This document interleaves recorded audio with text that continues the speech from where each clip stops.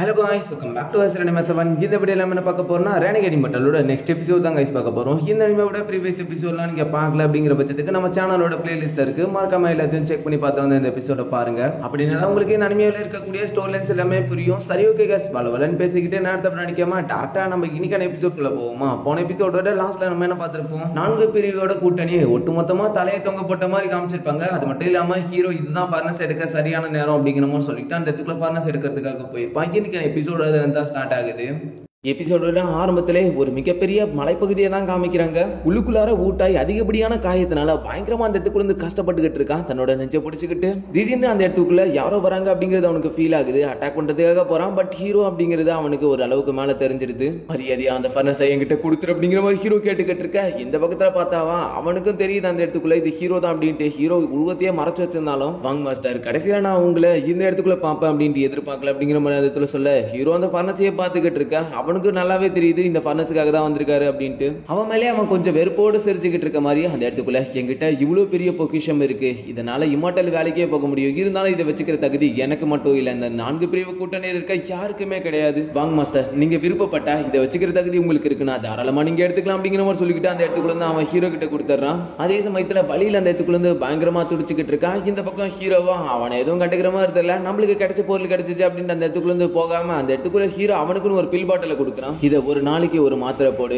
உன்னோட காயம் சீக்கிரத்துல குணமாயிடும் அப்படிங்கிற மாதிரி சொல்லிட்டு ஹீரோ அந்த இடத்துல இருந்து கிளம்பி போயிடுறான். அதே சமயத்துல இப்போ ஹீரோ இவங்க கிட்ட இருந்து தப்பிச்சே ஆகணும்னு மின்னல் வேகத்துல போய்கிட்டு இருக்க. அப்படி என்கிட்ட ரெயின் ஃபர்னஸ் கிடைச்சிருச்சு, இருந்தாலும் இந்த இடத்துக்குள்ள இருக்கக்கூடிய ஸ்னோரிஜின் கிட்ட இருந்து எப்படியாச்சும் நான் பாதுகாப்பா தப்பிக்கணும்ன்ற மாதிரி சொல்லிட்டு இருக்கும்போது திடீர்னு ஹீரோ அந்த இடத்துக்குள்ள ஷாக்காக ஒரு மிகப்பெரிய கோபுரம் ஒன்று வருது. Starting stage of divine transformation ரிலிம்ல இருந்து ஒரு லேடி வந்துகிட்டு இருக்க. ஹீரோ தப்பிச்சு ஓட பாக்குறான். நாளைக்கு இன்னைக்கு தப்பிச்சு போக முடியாது அப்படின்ட்டு அந்த இடத்துக்குள்ள அந்த லேடி ஒரு பக்கம் அட்டாக் பண்ணிக்கிட்டு இருக்கு. ஹீரோ அந்த லேடி அட்டாக் பண்ற ஐஸ் நீடில்ஸ்ல இருந்து தப்பிச்சு போய்கிட்டே இருக்கான். 16 கோதிக்கு அந்த இடத்துக்குள்ள இருந்து ஹீரோ அவனோட பப்பட்ஸ் எல்லாத்தையுமே உருவாக்கி அட்டாக் பண்ணிக்கிட்டு இருக்க. இந்த பப்பட்ஸுங்க எல்லாமே நாசைன் சொல் ரிலிம்ல இருக்கு. அந்த லேடி அசால்ட்டா எக்கச்சக்கமான வெயின்ஸ் யூஸ் பண்ணிட்டு அதை தடுக்க ட்ரை பண்றா.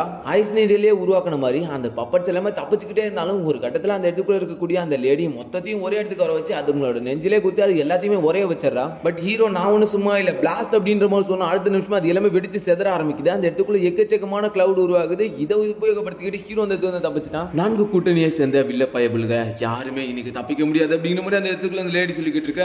ஹீரோ பயங்கர வேகத்துல வந்துட்டான். இருந்தாலும் திடீர்னு ஹீரோவுக்கு முன்னாடியே அந்த கோபுரம் வந்து நிக்குது. டிவைன் டிரான்ஸ்ஃபர்மேஷன் ரிலிமோட டெலிபோர்டேஷன் தான் நாசைன் சொல் ரிலிமுக்கு பயங்கர அதிகமா இருக்குமே. அந்த இடத்துக்குள்ள ஹீரோ பப்பட்ஸ் யூஸ் பண்ணிக்கிட்டு திரும்பி அவ பண்ற அட்டாக் தடுத்துக்கிட்டு இருக்கான். ஹீரோ மனசுக்குள்ள இவனோட பாடி டிவைன் டிரான்ஸ்ஃபர்மேஷன் ரிலிம் அளவுக்கு சக்தி வாய்ந்தது, இருந்தாலும் ஏன்ஷியன் கார்டோட பிளட் தேவை அப்படிங்கிற மாதிரி சொல்லிட்டு ஹீரோ அந்த இடத்துக்குள்ள ஏன்ஷியன் கார்டோட பிளட்டை தரான். அந்த பிளட்டை கொடுத்து அடுத்த நிமிஷமே அவனோட உடம்பு இன்னும் கொஞ்சம் சக்தி வாய்ந்ததா மாறுது. அதே சமயத்துல அந்த இடத்துக்குள்ள அவனுக்கு இன்னும் அதிகப்படியான பவர்ஸ் கிடைச்ச மாதிரி பவர்ஸோட கத்திக்கிட்டு பயங்கர வேகத்துல அந்த லேடி அட்டாக் பண்ண வந்துகிட்டு இருக்கேன். அந்த லேடி அசால்ட்டா அங்கே இங்கமா எக்கச்சக்கமான பேரியர் யூஸ் பண்ணி தடுத்துக்கிட்டு இருக்கு. நாசைன் சொல் ரிலிமோட லாஸ்ட் ஸ்டேஜ் உங்ககிட்ட இப்படியாப்பட்ட பப்பட்ஸ் தான் இருக்கும் அப்படின்னு நான் எதிர்பார்க்கல, உண்மையிலே நல்லா இருக்கு அப்படிங்கிற மாதிரி சொல்றா. இருந்தாலும் இவ starting stage of divine transformation ரிலிம்ல தான் இருக்கா. இருந்தாலும் அந்த பப்பட்டா அசால்ட்டாவே தடுத்துக்கிட்டு இருக்கா. அது மட்டும் இல்லாம பப்பட்டா அந்த இடத்துக்குள்ள திரும்பி கைது பண்ண திரும்பி பிளாஸ்ட் அப்படிங்கிற மாதிரி சொல்லிட்டு ஹீரோ அதை வெடிக்க வைக்கிறான். பாதிப்புகள் எதுவும் ஆகாத இருக்கிறதுக்கு அந்த லேடி அதுக்கு மேல ஒரு பேரியர் போட்டுக்கிட்டா. ஹீரோ திரும்பி அந்த இடத்துக்குள்ள வந்து தப்பிக்கிறான். இனி நமக்கு இருக்கிற ஒரே ஒரு வழினா அது இது மட்டும் தான் அப்படிங்கிற மாதிரி சொல்லிக்கிட்டு ஹீரோ அந்த இடத்துக்குள்ள தன்னோட ஃபர்பிடன் ஃபிளாகை உபயோகப்படுத்த ஆரம்பிக்க ஹெவன்லி கிளைமேட் உருவாகட்டும் அப்படிங்கிற மாதிரி ஹீரோ அந்த இடத்துக்குள்ள இருந்து அதுக்கான ஸ்பெல்ஸ்ல போட்டுக்கிட்டு இருக்க. ஹீரோட ஃபிளாக் அந்த இடத்துக்குள்ள பயங்கரமா டேமேஜ் ஆயிருக்கு. அங்கே இங்கேயுமா கிழிஞ்சு போன நிலைமையில கிடக்கு. அந்த லேடி எல்லாம் ஒரு பக்கம் இது என்னடா பண்ணிட போது நம்மள அப்படிங்கிற மாதிரி நக்கலோட பார்த்துக்கிட்டு இருக்க. மேல ஹெவன்லி கிளைமேட்ஸ் உருவாக்கிட்டு இருக்கு. அந்த லேடிக்கு இது என்ன அப்படிங்கிறது ஃபர்ஸ்ட் கன்ஃபார்மா தெரியல. ரொம்ப தூரத்துல இருக்கக்கூடிய சோல் டிரான்ஸ்ஃபர்மேஷன் ரிலீம் சேர்த்தவா இது அப்படின்ட்டு அந்த இடத்துக்குள்ள இருந்து அதிர்ச்சியாக அந்த லேடியா மேல போறவோ இது ஹெவன்லி கிளைமேட் தானே அப்படிங்கிற மாதிரி சொல்லிட்டு அந்த இடத்துக்கு வந்து தப்பிக்க ட்ரை பண்ணிக்கிட்டு இருக்கா. ஹீரோ அந்த இடத்துக்குள்ள வந்து திரும்பி அவனோட ஃபிளாக் உபயோகப்படுத்தினான். அந்த லேடியும் சரியான பயத்தோட என்னடா நடந்துகிட்டு இருக்கு, இந்த பொடி பையன் நாசைன் சொல்லிலிமால எப்படி ஹெவன்லி கிளைமேட்ஸ் கொண்டு வர முடியுது. கோபுரத்துல வந்து அந்த இடத்துக்குள்ள இருந்து அட்டாக் விழுந்துகிட்டு இருக்க. ஹீரோனோட ஃபிளாக தூக்கி அந்த கோபுரத்துல ஒரே ஒரு வீசு. அந்த ஐஸ் கோபுரத்துல ஹீரோட ஃபிளாக் சொருகுனா அடுத்த நிமிஷமே மேல இருந்து ஹெவன்லி கிளைமேட்ஸ் எல்லாமே அந்த இடத்துக்குள்ள அந்த கோபுரத்தை அடிச்சு உடைக்க ஆரம்பிக்குது. ஒரு மிகப்பெரிய பிளாஸ்ட் ஏற்படுது. இதனால இதோட பாதிப்பு எந்த அளவுக்கு இருக்கு அப்படின்னு கேட்டீங்கன்னா சோல் டிரான்ஸ்ஃபர்மேஷன் ரிலீம் சேர்ந்தவனால அந்த தூரம் வரைக்கும் போய் சேருது. கொடூரமான ஒரு அட்டாக் சரியாக உபயோகப்படுத்தினால அந்த இடத்துக்குள்ள கோபுரம் சல்லி சல்லியா நொறுங்கிடுது. ஹீரோவுக்கும் டேமேஜ் ஏற்பட்டிருக்கு. திரும்பவும் அந்த இடத்துக்குள்ள ஹீரோ எஸ்கேப்பிங் டெக்னிக் மூலமா அந்த இடத்துக்குள்ள தப்பிச்சு போக ஆரம்பிக்கிறான். நான் வெர்மிலியன் கிங்டத்தை சேர்ந்த ஓஜி, நான் உங்ககிட்ட பேசணும்னு விருப்பப்படுறேன். இந்த ஹெவன்லி கிளைமேட்டை எனக்காக திரும்பியும் நீங்க உபயோகப்படுத்தாத இருந்ததுக்கு ரொம்பவே நன்றி. அந்த இடத்துக்குள்ள வந்து ஹீரோவுக்கு மரியாதை செலுத்திக்கிட்டு இருக்கான். நான் உங்களை ஒரு முறை பார்க்கலாமா, உங்களை கூட பேசலாமா அப்படிங்கிற மாதிரி அந்த இடத்துக்குள்ள வந்து கேட்டுக்கிட்டு இருக்கேன். ஹீரோவும் வெர்மிலியன் கிங்டத்தை கூட என்னால பகைய வச்சுக்க முடியாது, திரும்பியும் என்னால ஹெவன்லி கிளைமேட்டையும் உருவாக்க முடியாது, என்னோட பிளாக் பயங்கரமா டேமேஜ் ஆயிருக்கு அப்படின்ட்டு அந்த இடத்துக்கு வந்து ஹீரோ அமைதியா கிளம்பி போயிடுறாப்ல. வார் இப்ப டோட்டலாவே கம்ப்ளீட் ஆயிடுச்சு. ஸ்னோ ரீஜன் மொத்த 4 கூட்டணியுமே பிடிச்சிட்டாங்க. அந்த இடத்துக்குள்ள இப்ப டெவலப் பண்ற வேலையும் பண்ணிட்டாங்க. அந்த இடத்துக்குள்ள செத்த எல்லாரையுமே பிரிவுக்குன்னு ஒரு எல்லை பகுதி இருக்கும்ல, அந்த எல்லை பகுதியில தூக்கிட்டு போய் போட்டுக்கிட்டு இருக்காங்க. 4 பிரிவுல வந்து உயிர் பிழைச்ச மத்தவங்க எல்லாம் இருக்காங்களா, அவங்க எல்லாமே தன்னோட ஐடென்டிட்டியை சுத்தமாவே மாத்திக்கிட்டு ஸ்னோ ரீஜனுக்கு மாத்திக்கிட்டு அந்த இடத்துக்குள்ள உயிர் வாழலாம் அப்படிங்கிற மாதிரி சொல்லியிருக்காங்க. அவங்களுக்கு ஸ்னோ ரீஜனை விட்டு வெளியே போற அளவுக்கு அனுமதி இல்ல போல. உயிர் பழைக்கிறதுக்காக இந்த மாதிரி ஐடென்டிட்டியை மாத்திக்கிட்டு இருக்காங்க. இப்ப சுமார் ஒரு 5 வருஷங்கள் ஆயிடுச்சு அப்படிங்கிற மாதிரி காமிக்கிறாங்க. வருஷங்கள் போக போக அந்த இடத்துக்குள்ள இடங்களும் நிறைய டெவலப் ஆயிடுச்சு. இந்த பக்கம் ஹீரோவை தான் காமிக்கிறாங்க. டியானி முத்துக்குள்ள தான் இத்தனை வருஷங்களா ஹீரோ ஒளிஞ்சுக்கிட்டு இருந்தான். டியானி முத்து எர்த்தல மட்டும் முழுசா அப்சர்வ் பண்ணிடுச்சு. அதுக்கு பூமியோட பண்புகளும் கிடைச்சிருச்சு. டியானி முத்தோட இந்த ஸ்பேஸுக்குள்ள ஆல்ரெடி ஸ்பிரிச்சுவல் எனர்ஜிஸ்லாம் இருக்கும். அதே சமயத்துல இந்த பெண்டட்ல முழுமையா 5 பாடிகள் இருக்கு, அதாவது 5 எலிமெண்டோட பாடிஸும் இருக்கு. அதோட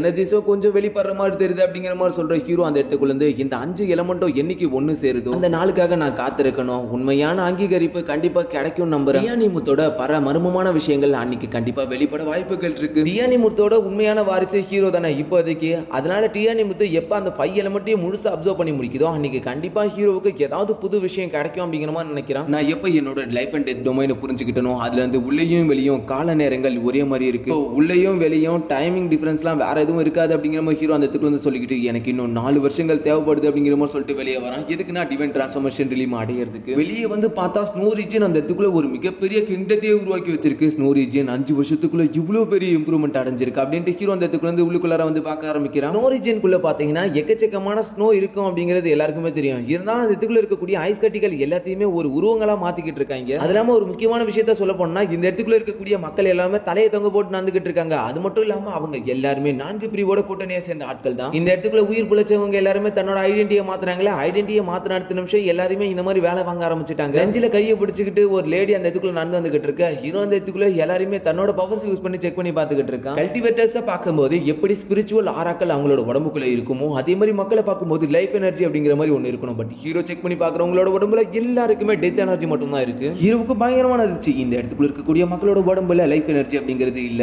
என்னோட டெத் எனர்ஜி மட்டும் தான் இவங்க கிட்ட இருக்கு. இது என்னோட லைஃப் இன்டென்ட்டா கூட தொடர்போடு இருக்கும்னு நினைச்சேன். பட் இது என்னோட டெத் இன்டென்ட்டா கூட தொடர்புல இருக்கு அப்படிங்கிற மாதிரி ஹீரோ அந்த இடத்துக்கு சொல்ல இதோட இந்த சீனை கட் பண்றாங்க. அப்படியே நெக்ஸ்ட் சீன்ல இப்போ ஹீரோ ஸ்னோ நேஷன்ல நிறைய இடங்கள் இருக்குல்ல, அந்த எல்லா இடத்துக்கும் தொடர்ந்து பயணம் செய்ய ஆரம்பிக்கிறான். இதே மாதிரி ஹீரோ தொடர்ந்து எல்லா இடத்தையும் சுத்திக்கிட்டு இருக்க ஹீரோக்கு நிறைய விஷயங்கள் தெரிய வர ஆரம்பிக்குது. இந்த சில வருஷத்துல நான் என்னென்ன கண்டுபிடிச்சிருக்கேன், ஸ்னோ நேஷனுக்கு பல கிங்டங்கள் இருக்கு. அதே சமயத்துல ஸ்னோ நேஷன்ல எந்த ஒரு லார்ட் அப்படின்ட்டு யாருமே இல்லை, கல்டிவேட்டர்ஸ் தான் அந்த நாட்டை ஆட்டுக்கிட்டு இருக்காங்க. ஒரு இடத்துக்கும் ஒரு தனித்தனி கிளைகள் மாதிரி வச்சு அந்த இடத்துக்குள்ள அரசர்கள் யாரும் இல்லாம கல்டிவேட்டர்ஸே அதை ஆட்டுக்கிட்டு இருக்காங்க. இந்த இடத்துக்குள்ள இருக்கக்கூடிய மக்களை ஸ்னோ நேஷனை சேர்ந்தவங்க அவங்களோட வேலைகளுக்காக ஒரு அடிமை மாதிரி தான் நடத்திக்கிட்டு இருக்காங்க. இந்த இடத்துக்குள்ள இருக்கக்கூடிய எல்லா மக்களும் இந்த ஸ்னோ நேஷனுக்காக ஐஸ் சிலைகளை செஞ்சு கொடுக்கணும் அப்படிங்கிற மாதிரி இடத்துக்குள்ள சொல்லிக்கிட்டு இருக்கா. எல்லாருமே அதை தான் பண்ணிக்கிட்டு இருக்காங்க. அதனாலதான் இவங்களை சுத்தி இந்த அளவுக்கு டெத் எனர்ஜி இருக்கு. இந்த இடம் எந்த அளவுக்கு எனக்கு பிடிக்காம போகுதோ அந்த அளவுக்கு இது எனக்கு ஒரு நல்ல வாய்ப்பு என்னோட லைஃப் அண்ட் டெத் இன்டென்ட்டை பத்தி புரிஞ்சுக்க. அது மட்டும் இல்லாம இந்த இடத்துக்குள்ள செய்யக்கூடிய இந்த அற்புதமான சிலைகள் ஸ்னோ நேஷனோட ஒரு அரிய வகை கலைப்பொருட்கள். சாதாரண மக்கள் செதுக்கக்கூடிய இந்த சிலைகள் இந்த இடத்துக்குள்ள வந்து கல்டிவேட்டர்ஸ் கைக்கு போகுது. அவங்க ஸ்னோ நேஷனோட ஒரு சிக்னெட் டெக்னிக்கை பயன்படுத்தி இந்த இடத்துக்குள்ள இருக்கக்கூடிய சிலைகளுக்கு உயிர் தராங்க. இதன் தாக்கமா அந்த சிலைகளுக்கு என்னென்ன கிடைக்குதுன்னா அதுங்களுக்கு தனி போன் மெரிடியன்ஸ் அந்த மாதிரி எல்லாமே உருவாகுது.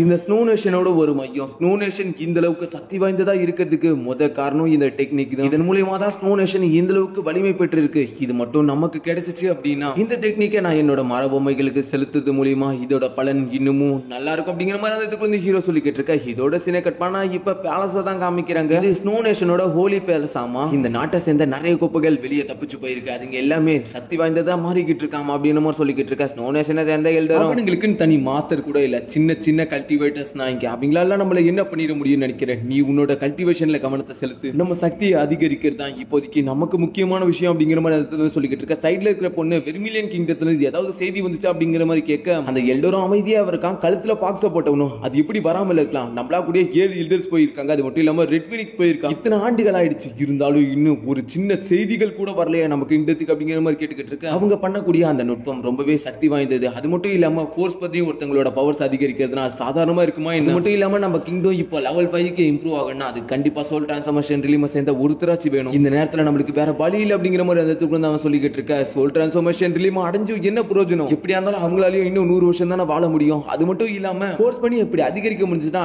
சோல் டிரான்ஸ்ஃபர்மேஷன் ரிலீமோட பீக்கே அடைய முடியும். ஸ்டார்டிங் ஸ்டேஜ்ல மட்டும் தான் இருக்க முடியும். அதுக்கு மேல இம்ப்ரூவ் ஆக முடியாது. மூத்தவரோட பில் கண்டிப்பா அதுக்கு உதவும்னு நினைக்கிறேன். அது மட்டும் இல்லாம எனக்கு ஒரு நம்பிக்கை இருக்கு. கண்டிப்பா யாராச்சும் ஒரு ஆளாச்சு சோல் டிரான்ஸ்ஃபர்மேஷன் ரிலீம அடைஞ்சு இந்த இடத்துக்கு வருவாங்க. நம்ம காத்திருக்க மட்டும் தான் முடியும். 100 வருஷத்துக்குள்ள கண்டிப்பா நம்ம கண்டிப்பா டிரான்ஸ்ஃபார்ம் ஆகிதாகணும். அதாவது திரும்பி ரிவைவ் ஆகி ஆகணும் அப்படிங்கிற மாதிரி அந்த இடத்துக்குள்ள வந்து சொல்ல அப்படி வேற ஒரு சீன்ல எக்கச்சக்கமான ஸ்னோ சிலைகளை எடுத்துக்கிட்டு போய்கிட்டு இருக்காங்க. ஹீரோவும் அந்த இடத்துக்குள்ள அவங்க ஆட்கள் மாதிரியே மாறிக்கிட்டு வந்துகிட்டு இருக்கான். என்னோட இத்தனை நாள் பயணத்துல நான் பார்த்த இடங்களை விட இந்த இடம் கொஞ்சம் சக்தி வாய்ந்த இடம் அப்படின்னு நினைக்கிறேன். ஏன்னா இந்த இடத்துக்குள்ள இருக்கக்கூடிய கோபுரத்தோட எனர்ஜி அதிகமா இருக்கிறது மட்டும் இல்லாம மொத்தம் 12 மாடிகள் இருக்கு அப்படிங்கிற மாதிரி ஹீரோ யோசிச்சுக்கிட்டு இருக்கேன். அப்படியே அந்த இடத்துக்குள்ள இரவு நேரம் ஆக ஆரம்பிக்குது. உள்ளுக்குள்ளார கோபுரத்துக்குள்ள எவனோ ஒருத்த உட்காந்து ட்ரைனிங் பண்ணிக்கிட்டு இருக்கான். இவனோட ரிலீம் என்ன அப்படின்னு கேட்டீங்கன்னா கோர் ஃபார்மேஷன் ரிலீமோட பீக்.